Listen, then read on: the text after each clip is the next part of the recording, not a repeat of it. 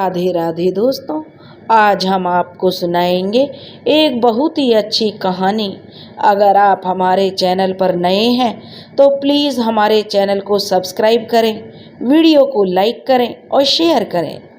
बहुत समय पहले की बात है, एक गांव में एक परिवार रहता था जिसमें एक लड़की जिसका नाम यशोदा था, वह भी अपने माता पिता के साथ रहती थी।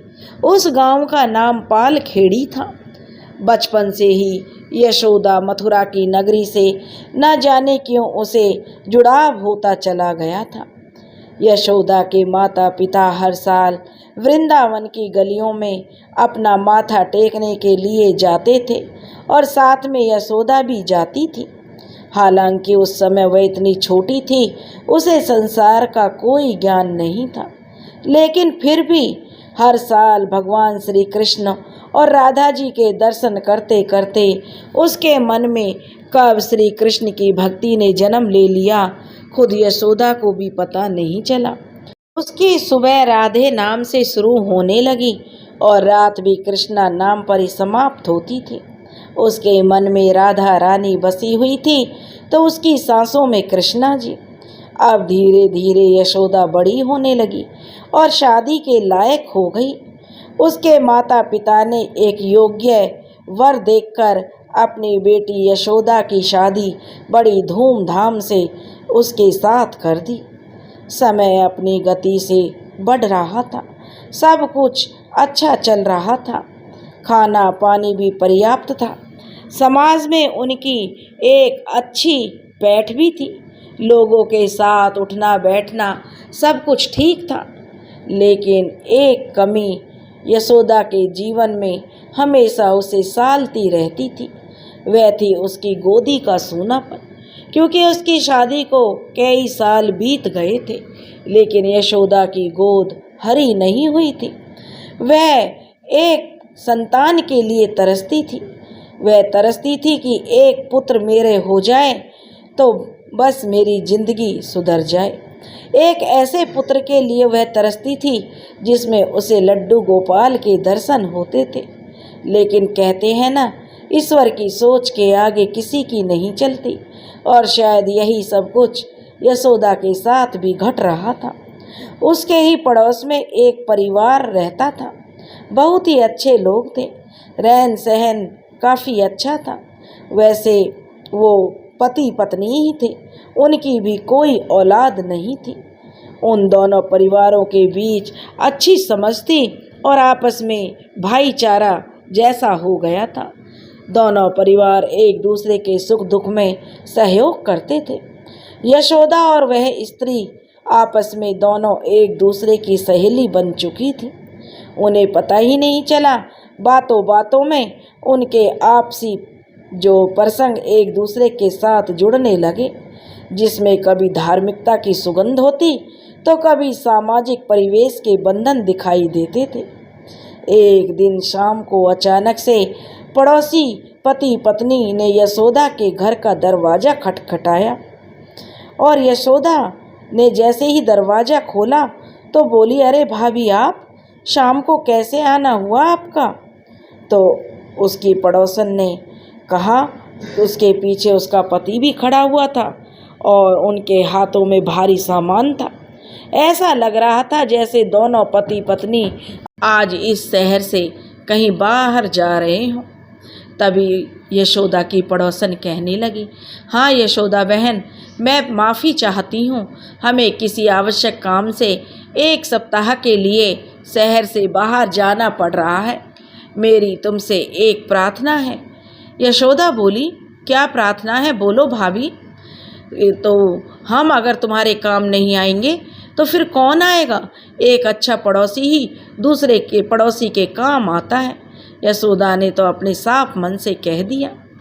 तो उसकी पड़ोसन कहने लगी, दरअसल यशोदा बहन, हमें कहीं एक दुखद घटना में जाना पड़ रहा है और मैं नहीं चाहती कि मेरे लड्डू गोपाल उस अपवित्र परिवेश में मेरे साथ रहें। वहाँ मैं ना तो इन्हें समय पर खाना खिला पाऊँगी और ना ही इनका ख्याल रख पाऊँगी। तो बहन, मेरी तुमसे विनती है कि इतने दिनों के लिए तुम मेरे लड्डू गोपाल को अपने पास रख लो और जब मैं वापस आ जाऊंगी तो अपने गोपाल को वापस ले लूँगी। सिर्फ 1 हफ्ते की बात है। यशोदा कहने लगी, अरे भाभी, यह भी कोई कहने की बात है? पड़ोसी ही तो पड़ोसी के काम आते हैं। और यह कहते हुए यशोदा ने अपने आंचल में लड्डू गोपाल को ले लिया और अपने माथे से लगा लिया। तब वह पड़ोसन कहने लगी, सुनो यशोदा बहन, सुबह उठते ही मेरे लड्डू गोपाल को स्नान करा देना और भूख लगने से पहले ही कुछ खिला देना। मैं समय पर इनके खाने पीने का पूरा ध्यान रखती हूँ और अपने बच्चे की तरह पूरी तरह से हमेशा इनके लिए हर चीज़ तैयार रखती हूँ। यशोदा कहने लगी, अरे भाभी, इसमें कोई कहने की बात है? ये भी, अरे मैं इनका पूरी तरह से वैसे ही ख्याल रखूँगी जैसे तुम रखती हो, और तुम निश्चिंत होकर जाओ। जब तुम आओगी तो तब आकर वापस ले लेना। पड़ोसन कहने लगी, बहुत बहुत धन्यवाद यशोदा बहन। उसने यशोदा की बात काटते हुए पहले ही बोल दिया था। और वे दोनों पति पत्नी उसी समय वहाँ से चले गए। यशोदा ने बड़े प्रेम से लड्डू गोपाल की आँखों में देखा। ना जाने लड्डू गोपाल की आँखों में कैसा चमत्कार था। यशोदा की आँखों से लड्डू गोपाल की आँखें मिलते ही यशोदा के नैनों से आंसू बहने लगे। और ये आंसू ममता के थे, समर्पण के थे और वात्सल्य के थे। यह तो वही जान सकती थी। यशोदा के पास इससे पहले लड्डू गोपाल नहीं थे। वह पूजा आराधना तो बहुत करती थी, लेकिन इस तरह का ख्याल कभी उसके मन में पहले नहीं आया था। लेकिन आज जब एक प्यारे से लड्डू गोपाल उसके हाथों में थे तो उसके मन में ममता का ज्वार भाटा उफान मारने लगा था। सुबह तो वह बहुत जल्दी उठ जाती थी और उठते ही अब लड्डू गोपाल को स्नान कराकर उनके वस्त्र बदलती, उनके लिए खीर बनाती और लड्डू गोपाल को बड़े प्रेम भाव से एक पुत्र की तरह भोग लगाती, उनसे बातें करती, उन्हें थपकी देकर के सुलाती थी और दिन में उन्हें गीत सुनाती। लड्डू गोपाल से रूबरू होते हुए एक अलग तरह का भाव यशोदा के मन में जुड़ने लगा था। दिन एक एक करके निकल रहे थे। हर निकलता दिन यशोदा और लड्डू गोपाल के बीच के बंधन को और मजबूत करता जा रहा था। यशोदा को ऐसे लगने लगा था कि वो प्यारी सी मूरत उसके पास उसका खुद का बच्चा है। जितने प्यार से एक माँ अपने बच्चे का ख्याल रखती है, उसके खाने पीने का, सोने का, जगने का और ज़्यादा सर्दी या गर्मी का ख्याल रखती है, उससे कहीं ज़्यादा यशोदा लड्डू गोपाल के बारे में सोचने लगी थी। धीरे धीरे 7 दिन कब निकल गए यशोदा को तो पता ही नहीं चला, और वह दिन भी आ गया जब उनके दरवाजे पर दस्तक हुई। और जब जाकर यशोदा ने दरवाज़ा खोला तो बोली, अरे भाभी, आप आ गई, बड़ी जल्दी आ गई आप। तो पड़ोसन कहने लगी, कहाँ यशोदा बहन, मैं तो 7 दिनों के लिए ही तो गई थी और ठीक 8वें दिन तुम्हारे सामने हूँ। यशोदा कहने लगी, ओ भाभी, मुझे तो समय का पता ही नहीं चला। यशोदा थोड़ी हैरान सी थी। तो वह कहने लगी, पता कैसे चलेगा, तुम्हारे पास लड्डू गोपाल जो थे बहन, उनके साथ मुझे भी ना समय का पता चलता ही नहीं है कि कब कितना समय बीत गया। यशोदा कहने लगी, बिल्कुल सही कह रही हो भाभी तुम। और दोनों एक दूसरे की हाँ में हाँ मिलाने लगी। पड़ोसन कहने लगी, चलो यशोदा बहन, अब जल्दी से मेरे गोपाल को मेरे हवाले कर दो। पड़ोसन ने हाथ बढ़ाते हुए यशोदा से उसकी आत्मा की मांग कर ली। यशोदा कहने लगी, हाँ सही कह रही हो भाभी आप, मुझे तो अब उनको वापस देना ही चाहिए। अपने दिल पर पत्थर रखकर यशोदा ने लड्डू गोपाल को जो अश्रुपूर्ण नैनों से देखा, उसकी आंखों में आंसू उमड़ रहे थे। उसकी तरफ बड़ी दया से यशोदा ने देखा था और जो यशोदा ने फिर लड्डू गोपाल को अपनी पड़ोसन की तरफ बढ़ा दिया। ऐसा महसूस हो रहा था मानो किसी ने यशोदा के हलक से उसकी जान निकाल ली हो।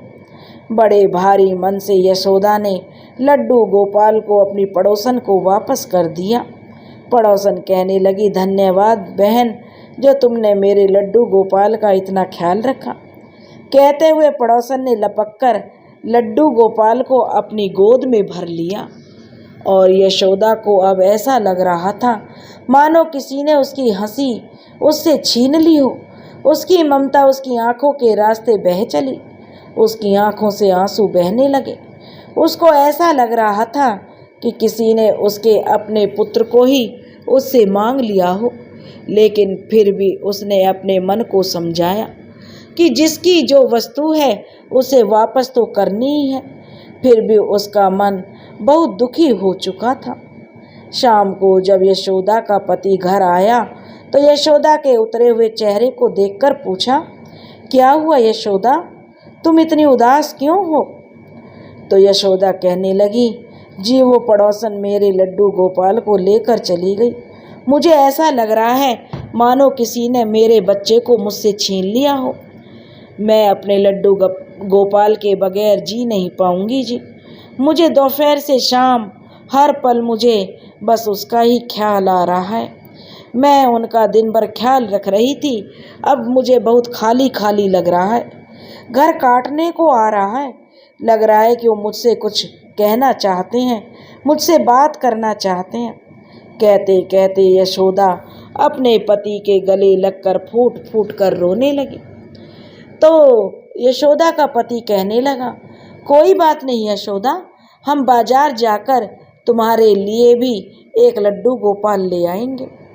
यशोदा कहने लगी, नहीं जी, मुझे तो सिर्फ और सिर्फ वही वाले लड्डू गोपाल चाहिए। मैं बाजार से किसी और लड्डू गोपाल को नहीं ला पाऊंगी। तो उसका पति कहने लगे, अरे यशोदा, ऐसा भी कभी होता है? उन्होंने केवल 7 दिनों के लिए तुम्हें अपने लड्डू गोपाल सौंपे थे, वह तो तुम्हें वापस देने ही थे ना। यशोदा को उसके पति ने समझाना चाहा तो यशोदा कहने लगी, मैं जानती हूँ जी इस बात को, लेकिन मेरा मन उन्हीं लड्डू गोपाल के लिए बेचैन हो रहा है। तो उसका पति कहने लगा, कोई बात नहीं यशोदा, तुम शाम को मेरे साथ बाजार चलना, तुम्हें ठीक वैसे ही लड्डू गोपाल मैं दिला दूंगा। पति ने यशोदा को समझाया और शाम होते ही पति और पत्नी दोनों बाजार के लिए निकल पड़े। बाजार में सैकड़ों लड्डू गोपाल सामने सजे धजे रखे हुए थे। यशोदा के पति ने कहा, यशोदा, तुम्हें जो लड्डू गोपाल पसंद हो, जिसमें तुम्हारी ममता रुक रही हो, वही लड्डू गोपाल लेकर के उनकी सेवा करो, जैसे तुमने 7 दिन उन लड्डू गोपाल की सेवा की थी। पत्नी ने सैकड़ों लड्डू गोपाल की तरफ दृष्टि डाली, लेकिन उसका मन किसी भी लड्डू गोपाल की मूरत में नहीं टिक सका। उसका मन और भारी हो गया। वह बोली कि देखिए जी, मैं क्षमा चाहती हूँ, मेरा मन किसी भी लड्डू गोपाल में टिक नहीं रहा है। मैं एक ऐसी उम्मीद लेकर जी रही हूँ जो मुझे नहीं करनी चाहिए, लेकिन मुझे तो वही लड्डू गोपाल चाहिए। तुम भी ना? उसका पति झल्ला कर बोला, कैसी जिद कर रही हो, ऐसा कभी होता है? तो यशोदा कहने लगी, मैं समझती हूँ जी, लेकिन क्या करूँ, मैं बाजार से कोई लड्डू गोपाल नहीं ले सकती। तब यशोदा का पति बोला, ठीक है फिर, जैसी तुम्हारी मर्जी, फिलहाल अभी घर चलते हैं, इस बारे में बात करेंगे, विचार करेंगे, सोचेंगे। और पति पत्नी दोनों घर आ गए। लेकिन घर के अंदर आते ही यशोदा को एक बार फिर खालीपन महसूस होने लगा। अभी मुश्किल से 2 दिन ही बीते थे। यशोदा का मन अभी भी भारी था। समय के साथ साथ वह अपने आप को जो बहलाने की कोशिश कर रही थी। शाम को एक बार फिर से उनके घर की घंटी बजी। सामने फिर वही पड़ोसन खड़ी थी, जैसे वह पहले आई थी। ठीक उसी तरह उसका पति हाथ में सामान लिए हुए उसके पीछे खड़ा था। यशोदा ने पूछा, क्या हुआ भाभी? बड़ी सादगी से यशोदा ने पूछा था। तो वह एक पड़ोसन कहने लगी, अरे बहन जी, आज फिर कहीं जाने का विचार बन गया है क्या? मैं माफ़ी चाहती हूँ, एक बार फिर से यशोदा बहन तुम्हें तकलीफ़ दे रही हूँ। तो यशोदा कहने लगी, कैसी तकलीफ़ भाभी? क्या वही लड्डू गोपाल? यशोदा चहकते हुए बोली। तो पड़ोसन ने हाँ में अपने सिर को हिलाया और बोली, बिल्कुल ठीक समझा यशोदा बहन। यह सुनकर तो यशोदा की तो आंखों में चमक आ गई। उसने बगैर देर किए हुए उनके हाथों से लड्डू गोपाल को झपट लिया और सीने से लगा लिया। यह तो उसके मन की मुराद पूरी होने जैसा था। वह बोली, यशोदा भाभी, तुम बिल्कुल चिंता मत करो, मैं इनका अपने बच्चे की तरह ख्याल रखूंगी। तो पड़ोसन कहने लगी, मुझे पता है बहन, तुम ऐसा ही करोगी, लेकिन इस बार हमको 15 दिन के लिए बाहर जाना पड़ रहा है। पड़ोसन थोड़ी हिचकते हुए बोली थी। तो यशोदा कहने लगी, कोई बात नहीं भाभी, तुम 15 दिन के लिए जाओ या 15 महीने के लिए, इनकी तरफ से तुम बिल्कुल चिंतित मत होना, मैं इनका पूरी तरह से ख्याल रखूंगी। यशोदा के मुंह से इस तरह की अजीब सी बात सुनकर उन्हें अच्छा सा तो नहीं लगा, फिर भी उन्होंने स्वयं को संभाला और यशोदा से विदा लेकर अपना जो चल दिए। यशोदा लड्डू गोपाल को अपने हृदय से लगाए झूमती हुई घर के अंदर आने लगी और कहने लगी, सुनो जी, सुनो जी। उसका पति बोला, क्या हुआ? पति ने यशोदा को खुश देखा तो बोले, अरे यशोदा, बड़ी खुश लग रही हो। तो यशोदा कहने लगी, खुशी की बात है, मेरे लड्डू गोपाल एक बार फिर मेरे पास आ गए हैं। उसका पति बोला, क्या? तो वह बोली, हाँ, और इस बार 7 दिन नहीं बल्कि 15 दिनों के लिए मैं अपने लड्डू गोपाल के ऊपर अपना प्यार, अपनी सारी ममता उड़ेल पाऊंगी। यशोदा की आंखों में आंसू आ गए थे। यह खुशी के आंसू थे जो कि संभाले नहीं संभल रहे थे। यशोदा के पति ने देखा तो उसकी भी आंखें नम हो गई। वह हाथ ऊपर उठाते हुए बोले, हे प्रभु, जैसी तेरी लीला। एक बार फिर वही दौर चालू हो गया। यशोदा अपनी ममता लड्डू गोपाल पर फिर से नछावर करने लगी। सुबह, दोपहर, शाम, रात्रि, जाड़ा, गर्मी, हर तरह से लड्डू गोपाल की सेवा शुरू हो गई। तो यशोदा सुबह उठती थी और रात को 10 बजे उनको सुलाने के बाद ही खुद सोती थी। और तो और यशोदा रात में भी न जाने कितनी बार उठकर लड्डू गोपाल को देखती थी, जैसे एक माँ अपने बच्चे को बार बार उठकर देखती है, उसकी चिंता करती है। यशोदा की ममता भी उससे कुछ कम नहीं थी। समय धीरे धीरे बीत रहा था और यशोदा का प्रेम बढ़ता जा रहा था। ममता यशोदा की उफान लेती चली जा रही थी और उसे पता नहीं चला कि कब धीरे धीरे 15 दिन एक बार फिर बीत गए। फिर वही क्षण आया जिसका इंतजार शायद यशोदा को नहीं था। दरवाजे पर एक बार फिर वही पति पत्नी अपने लड्डू गोपाल को मांगने के लिए खड़े थे। यशोदा ने एक बार फिर से भारी मन से लड्डू गोपाल को उन्हें वापस कर दिया, लेकिन वो इस बार कुछ संतुष्ट थी, क्योंकि उसने इस बार कुछ ज़्यादा दिनों तक अपनी ममता का स्वाद जो चखा था। अब यशोदा के कमरे की खिड़की हमेशा अपने पड़ोसी के उस घर के मंदिर की तरफ जो खुलती थी जहाँ लड्डू गोपाल विराजते थे। दिन दोपहर वह जन कितनी बार झांक झांक कर अपने लाडले को न्याहारा करती थी। और तो और लड्डू गोपाल के लिए किसी तरह की कमी को देखकर वह पड़ोसन को फौरन इसकी इतिला करने से भी नहीं चूकती थी। रात रात जागकर वो अपने गोपाल को देखकर मंद मंद मुस्कुराती थी। उसकी ममता का जो अटूल मिसाल थी उसकी ममता की, यशोदा जो बहुत ही अपनी ममता लड्डू गोपाल पर लुटा रही थी। पड़ोसन को इस तरह से घर के अंदर किसी की ताका झांकी रास नहीं आ रही थी। एक दिन पड़ोसन ने मिस्त्री को बुलाकर उसने यशोदा के घर के तरफ की खुलने वाली खिड़की पर काले रंग का कांच लगवा दिया, साथ ही एक मजबूत पर्दा भी टंगवा दिया। अब ये यशोदा के लिए परेशानी का सबब बन रहा था। उसे अपने लड्डू के दर्शन नहीं हो रहे थे और वो घुटन में जीने लगी थी। यशोदा को लगने लगा था कि किसी ने उसकी आंखों से उसकी रोशनी छीन ली हो, क्योंकि उसके दिन का उजाला लड्डू गोपाल के दर्शन से होता था और उसकी रात्रि भी उसकी जो उन्हीं ममतामयी छाँवों में कटती थी। अब सब कुछ अंधकार में हो गया था। यशोदा ने इस बात की शिकायत पड़ोसन से नहीं की, क्योंकि अपने घर में किसी तरह से भी कोई रख सकता है। घर के स्वामी की सोच पर निर्भर करता है, ना कि वह पड़ोसी के लिए अपनी खिड़की खुली रखे। लेकिन उसने यह दुखड़ा अपने गोपाल से जरूर साझा कर लिया था। बोली यशोदा, मेरे लल्ला, मुझे ऐसे तो न तड़पा, फिर क्या था। जैसे ही यशोदा की आदत बन गई थी, रात के प्रथम पहर उसने उठकर अपने लड्डू गोपाल को देखना चाहा, पर यह क्या, काला शीशा और ऊपर से मोटा सा पर्दा, उसे कुछ भी दिखाई नहीं दे रहा था। वह अंदर से तड़प उठी। उसे ऐसा लग रहा था मानो उसका लड्डू गोपाल उसे कमरे से पुकार रहा है, लेकिन वह चाहते हुए भी उसके दीदार नहीं कर पा रही थी। यशोदा की आत्मा रो पड़ी, आंखों से आंसुओं की धारा बहने लगी। मन लड्डू लड्डू कह रहा था। मचल उठी वो उसके दर्शन करने के लिए, और अचानक से चमत्कार हुआ।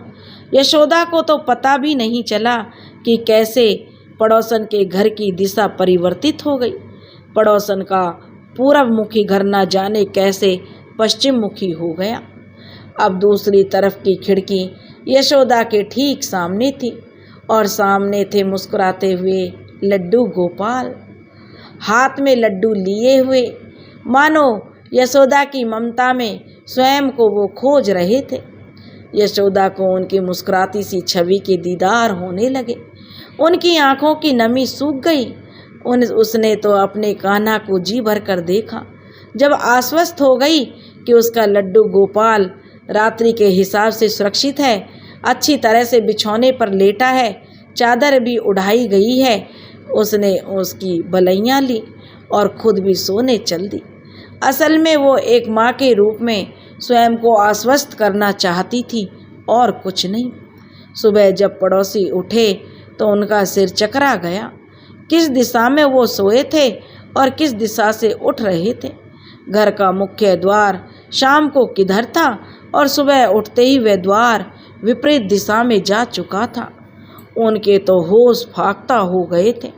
उन्हें अपनी आंखों पर विश्वास नहीं हो रहा था कि आखिर ऐसा कैसे हो सकता है। वो दोनों पति पति मन ही मन दोनों घबरा गए। पड़ोसन ने देखा कि लड्डू गोपाल का मुंह सीधे यशोदा के शयन कक्ष की तरफ था और सामने की खिड़की पूरी तरह से खुली थी। यह वो खिड़की नहीं थी जिसे पड़ोसन ने बंद करवाया था और एक मोटा सा पर्दा लगाया था, बल्कि यह तो उसकी विपरीत दिशा की खिड़की थी जिसे उसने खाली छोड़ा हुआ था, क्योंकि उसे परेशानी तो सिर्फ यशोदा की ताक झांक से थी। लेकिन इतना सब कुछ करने के बावजूद परिणाम तो वही था। यशोदा का शयन कक्ष अभी भी लड्डू गोपाल के मंदिर के ठीक सामने खुला हुआ था। शायद लड्डू अपनी मैया के मन की पीड़ा को समझ चुके थे और खुद भी अपनी माँ के चेहरे का दीदार करना चाहते थे। इसलिए प्रभु ने कुछ नहीं किया और सिर्फ उनके घर की जो दिशा को विपरीत कर दिया था। मन ही मन पड़ोसन और भी घबरा उठी। उसके मन में कई शंकाएं जन्म लेने लगी। उसे लगने लगा, हो ना हो यशोदा कोई जादूगरनी है या फिर कोई काला जादू करने वाली है जिसने उसके घर की दिशा को बदल कर रख दिया है। वह उसके घर में ताक झांक भी करती रहती है। पड़ोसन ने अपने पति को इन सारी बातों को बताया कि हो ना हो घर की इस दिशा के लिए यशोदा ही जिम्मेदार है। पति भी भ्रमित हो गया था। उसने भी अपनी पत्नी की बातों में आकर उस पर विश्वास कर लिया। और उसका पति उसी शाम एक तांत्रिक बाबा के पास जाकर उसे अपनी आप बीती सुनाने लगा। बाबा काली शक्तियों का उपासक था। उसे कुछ भी समझ नहीं आया, लेकिन उसने घटना को सीधे सीधे काली शक्तियों से जोड़ दिया। उसने भी पड़ोसन की हाँ में हाँ मिला दी। हो ना हो, यशोदा कोई तांत्रिक क्रिया जरूर करती है। अब इसका क्या हल है, पड़ोसी ने पूछा। तो तांत्रिक ने एक अवघर विद्या के साथ उनके घर आने का बीड़ा उठा लिया। शाम का समय था। पड़ोसन ने जिस अघोरी बाबा को याद किया था, जिन्हें आमंत्रण दिया था, वह अपने अघोर स्थान से उठकर पड़ोसन के पति के साथ उनके घर यानी यशोदा के घर की तरफ चल पड़े थे। शाम का करीब 7 बज रहे होंगे और तेज गति से पड़ोसन का पति और वह अघोर तांत्रिक और साथ में 2-3 और अघोर पंथ के अनुयायी, जो कि उस अघोरी के शिष्य लग रहे थे, यशोदा के घर की तरफ चल चुके थे। उनकी गति में तेजी थी। शायद कोई ऐसी क्रिया उन्होंने करनी थी जो समय से बंधी हुई थी। कदम बढ़ते चले जा रहे थे। 1, 2 सहस्त्र और अनगिनत समय भी भागता जा रहा था। 8 बजे, 9 बजे, फिर 9 का 11 कब बज गया, किसी को पता नहीं चल सका। यह क्या हो रहा था? मात्र आधे घंटे की दूरी पड़ोसन के घर की, लेकिन 3 से 4 घंटे बीत चुके थे। पड़ोसन का पति अघोरी और उसके शिष्य यशोदा के घर की चौखट पर पहुंच ही नहीं पा रहे थे। ऐसा लग रहा था मानो लड्डू गोपाल की कृपा बरस रही हो। 4 कदम यदि अघोरी बढ़ाता तो घर की दूरी 8 कदम हो जाती। यदि वह 8 कदम बढ़ा रहा होता तो घर की दूरी 16 कदम होती जा रही थी। गोपाल के हाथों में तो संसार की बागडोर है, समय की बिसात ही क्या है। उसने अपने बाल्यकाल से लेकर आजीवन न जाने कितने चमत्कार किए, कितनी बार समय को रोककर अपने भक्तों को साथ दिया था। तो आज अपनी माँ यशोदा के लिए तो उसे माया करनी ही थी। चलते चलते जब रात के 12 बज गए, अघोरी और उसके साथी पड़ोसन का पति थककर चूर हो गए। अघोरी बात बात में पड़ोसन के पति को क्रोधित होकर डांट रहा था। कितना दूर है तुम्हारा घर? तुम तो कह रहे थे मात्र आधे घंटे का सफ़र है, और यहाँ चलते चलते 4-5 घंटे से ज़्यादा हो गए हैं। तुम्हें पता भी है तुम्हारा घर कहाँ है, या यूँ ही हमारा समय खराब कर रहे हो? डरते डरते पड़ोसन के पति ने अपनी बात रखी। महाराज, ऐसा हो सकता है कि मुझे अपने घर का पता ना हो। मुझे खुद भी समझ नहीं आ रही महाराज कि आखिर हो क्या रहा है। आपके इस स्थान से और मेरे घर की दूरी मात्र आधे घंटे की है, लेकिन 5 घंटे बीत चुके हैं। हम क्यों नहीं अपने घर तक पहुंच पा रहे हैं? कहते हुए पड़ोसन का पति मारे थकान के वहीं पर बैठ गया। अब उसकी हिम्मत जवाब दे गई थी और एक कदम भी आगे चलने की उसकी हिम्मत नहीं हो रही थी। साथ में अघोरी और उसके शिष्यों की भी हिम्मत अब टूट चुकी थी। उनके कदम आगे बढ़ने में नाकाम थे। क्यों ना होते? उन्हें चलते चलते 5 घंटे जो हो चुके थे, लेकिन वो अपने सही स्थान पर नहीं पहुँचे थे। पहुँचना तो दूर, उन्हें कहीं अपनी मंजिल नज़र भी नहीं आ रही थी। अघोरी की समझ में कुछ कुछ आ चुका था। भले ही वह काली शक्तियों का उपासक था, फिर भी उसका ईश्वर का जो अनुभव उसे बहुत कुछ सोचने पर मजबूर कर रहा था। कुछ ना कुछ अवश्य है, हो ना हो वह किसी गलत कार्य के लिए अपने कदम उठा चुका है, जो प्रभु की मर्जी के खिलाफ है। उसने फौरन अपने शिष्यों को आदेश दिया कि अब हम एक कदम भी आगे नहीं बढ़ाएंगे, वापस चलो। कहते ही अघोरी और उसके शिष्य वापस हो लिए। पड़ोसन का पति अब वहाँ अकेला था। उसने अपना माथा पकड़ लिया। उसकी समझ में कुछ नहीं आ रहा था। कुछ देर के लिए उसने अपनी आंखें बंद कर ली। जैसे ही उसने आंखें खोली तो वह आश्चर्यचकित था। वह अपने घर के दरवाजे पर ही बैठा हुआ था। अरे ये क्या हो रहा है? अभी तक तो वह जंगल में था। अघोरी और उनके शिष्य उसके साथ थे। जैसे ही उनकी वापसी हुई, मैं अपने दरवाजे पर बैठा हूँ। वह बहुत ही आश्चर्य में पड़ गया। उसका दिमाग चकराने लगा। इतना सब कुछ होने के बाद भी वह अभागा यह नहीं समझ सका कि यह सारी लीलाएं तो उन्हीं लड्डू गोपाल की हैं जो खुद उनके घर में बैठे हुए हैं। उसने फौरन अपनी पत्नी को आवाज़ दी और बोला, सुनो, अब फटाफट अपना सामान बांध लो, हम इस घर में एक पल के लिए भी नहीं रुकेंगे। पड़ोसी की पत्नी बोली, ऐसा क्यों जी, ऐसा क्या हो गया? उसकी पत्नी भी आश्चर्य से पूछ रही थी। तो उसका पति बोला, मुझे नहीं पता, लेकिन हमारे साथ जो भी घटना घटित हो रही है वह चकित करने वाली है। मुझे लगता है यह जगह दोष रहित है, शापित है, दोष है इस जगह में, इसलिए हम आज ही अपना ये मकान खाली कर देंगे। पड़ोसी की पत्नी बोली, ठीक है। अब तो विषम परिस्थितियां आने वाली थी। लड्डू गोपाल यशोदा से बहुत दूर जाने वाले थे। सुबह होते ही एक ट्रक आज यशोदा की पड़ोसन के घर के आगे खड़ा था। उनका सामान ट्रक में लोड हो रहा था। यशोदा यह देखकर परेशान हो गई। आखिर क्या बात है जो उनकी पड़ोसन घर छोड़कर जा रही है, और वो भी अचानक? उसने पूछने की कोशिश की, लेकिन उसकी पड़ोसन ने कोई सही जवाब नहीं दिया। उसे सिर्फ इतना ही बताया गया कि किसी कारण उन्हें यह शहर छोड़कर जाना पड़ रहा है।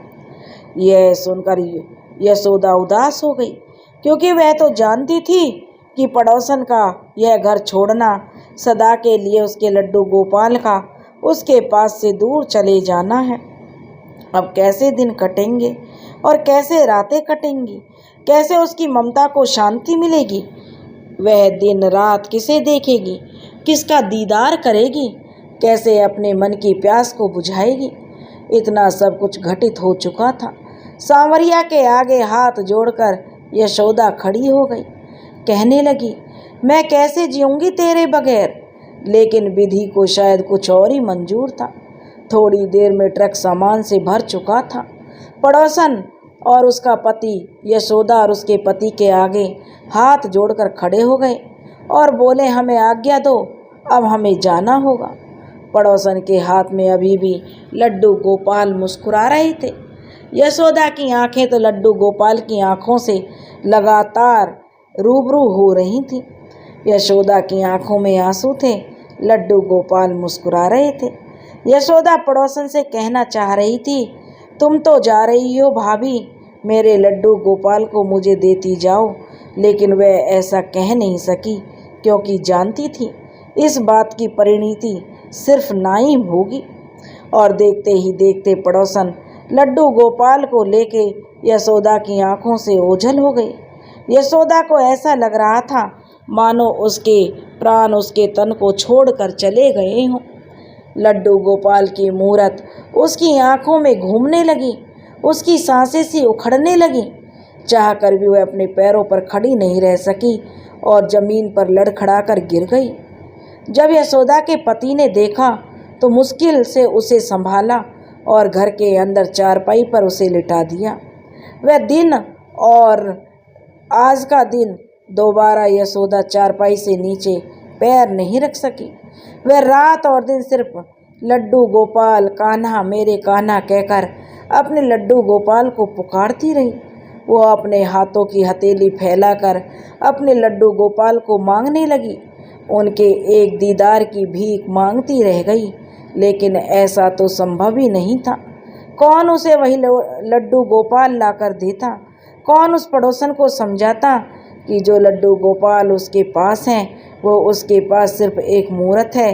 उनकी जान तो इस यशोदा में अटकी हुई है। यशोदा अपने हाथों से उनको एहसास करती रहती थी। अपने खाली हाथों में उनको भावपूर्ण रूप से भरकर उनको चूमा करती थी। वो उनको अपने हृदय से लगाती रहती थी। खाने पीने की भी सुध यशोदा को नहीं थी।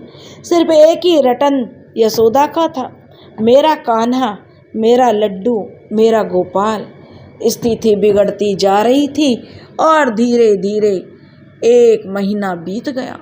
पड़ोसन को ढूंढकर उसको सारी स्थिति से अवगत कराया गया, लेकिन वो भी अपने लड्डू गोपाल को जो देने के लिए तैयार नहीं थी। हालांकि उसके प्रेम में और यशोदा के प्रेम का कोई मेल नहीं था। उसके लिए तो सिर्फ एक मूरत थी और यशोदा के लिए उसके प्राण। अब डॉक्टर्स का ही सहारा बचा था। यशोदा का पति उसे शहर के एक बड़े अस्पताल में ले गया। पूरा चेकअप करने के बाद डॉक्टर ने कहा कि चिंता की कोई बात नहीं है। उसके पति ने आश्चर्य से कहा, मतलब यह कि यशोदा गर्भ से है और आप पिता बनने वाले हैं। यशोदा के पति को अपने कानों पर विश्वास नहीं हुआ। वह कहने लगा, डॉक्टर साहब दोबारा बोलिए, आपने क्या कहा है? डॉक्टर ने कहा, भाई वही कहा है मैंने जो आपने सुना है, आपकी पत्नी माँ बनने वाली है। यशोदा का पति कहने लगा, सच में? यशोदा के पति ने स्वयं को चिकोटी काटी कि कहीं वह स्वप्न तो नहीं देख रहा, लेकिन यह सच था। मगर कैसे? वह सब कुछ परमात्मा पर छोड़कर घर आया। उसने यशोदा को यह खुशखबरी भी सुना दी। यशोदा जानती थी तिमाही कोख में लड्डू गोपाल ही आ रहे हैं, तो वह कहने लगी, सच? तो यशोदा खुशी से चहक गई, लेकिन दूसरे ही पल उसका चेहरा उतर सा गया। उसका पति बोला, क्या ये हो सकता है? तो वह बड़ी मासूमियत से अपने पति से पूछने लगी। तो उसने हाथ ऊपर उठाकर एक ही शब्द बोला, लड्डू गोपाल की मर्जी से ही चले है यह जग सारो, कुछ भी हो सकता है। अब यशोदा की तबीयत में सुधार दिखने लगा, क्योंकि अब हमेशा के लिए लड्डू गोपाल जो आने वाले थे। समय धीरे धीरे नज़दीक आ गया और ठीक 9 महीने बाद यशोदा के घर में कान्हा ने जन्म ले लिया। उस लाडले की सूरत बिल्कुल उन लड्डू गोपाल से हूबहू मिल रही थी। यशोदा का तो जीवन धन्य हो चुका था। जिन लड्डू गोपाल में उनके प्राण बसने लगे थे, वही लड्डू गोपाल आज प्राणों सहित उनकी कोख को जीवंत कर चुके थे। लेकिन एक प्रश्न यशोदा और उसके पति और दोनों परिवारों के जहन में अब भी क्रोध रहा था। बिना गर्भाशय के यशोदा के गर्भ कैसे ठहर सकता है? सभी इसे लड्डू गोपाल की लीला मान चुके थे, लेकिन अपने मन की जिज्ञासा के लिए यशोदा की एक बार फिर से जांच की गई। असंभव, यशोदा का तो गर्भ है ही नहीं। तो फिर अब चकराने की बारी डॉक्टर की थी। पूरे अस्पताल में एक खामोशी सी छा चुकी थी। मेडिकल साइंस एक बार फिर प्रभु की लीलाओं के आगे नतमस्तक हो चुकी थी, और हमारी यशोदा वो तो नतमस्तक नहीं थी, उसने तो लीलाधारी को अपने सीने से चिपटा कर रखा हुआ था। बोलो वृंदावन बिहारी लाल की जय, बोलो राधे राधे। दोस्तों, अगर आपको हमारी लड्डू गोपाल की कहानी पसंद आई हो तो प्लीज़ हमारे चैनल को सब्सक्राइब करें, वीडियो को लाइक करें और शेयर करें। राधे राधे।